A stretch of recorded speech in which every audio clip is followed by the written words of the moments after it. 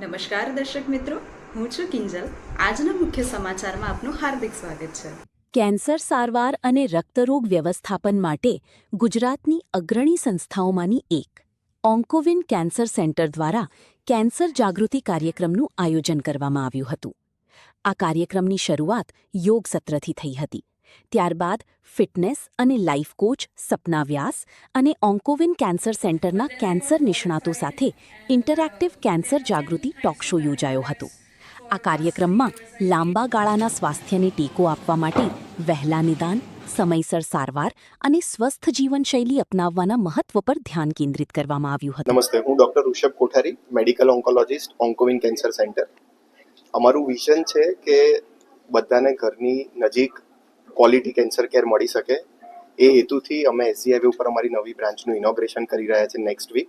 અને એની પાછળનો અમારો પર્પઝ, આજે અમે હેલ્થ અવેરનેસ પ્રોગ્રામ્સ કરી રહ્યા છે, જેમાં યોગા સેશન, સ્ક્રીનિંગ માટેની કૂપન્સ, એક સ્કીટ છે બાળકો કરવાના છે જે કેન્સર અંડર એરેસ્ટ કરીને છે, અને એક હેલ્થ ટોક છે.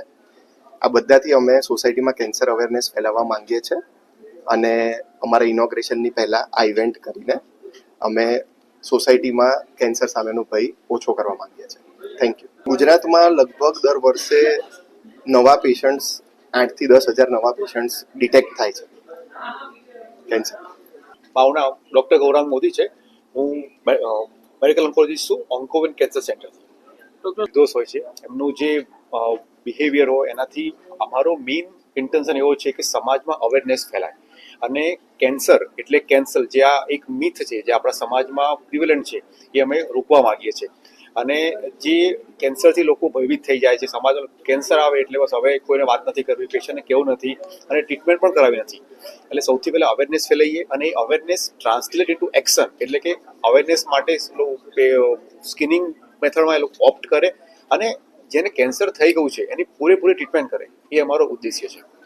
કેન્સર થવાના મુખ્ય કારણોમાં જે અત્યારે આપણે જોઈ રહ્યા છીએ એમાં વ્યસન છે. તમે જુઓ તો 70-80% પેશન્ટ અમારી પાસે આવે છે ઓપીડીમાં, એ સ્ટેજ 3 અને સ્ટેજ 4 હોય છે. મોટે ભાગે ટોબેકોના વ્યસનથી વિકસિત હોય છે. એટલે સૌથી પહેલાં તો આપણે જે વ્યસન છે એને આપણે દૂર કરવું જોઈએ.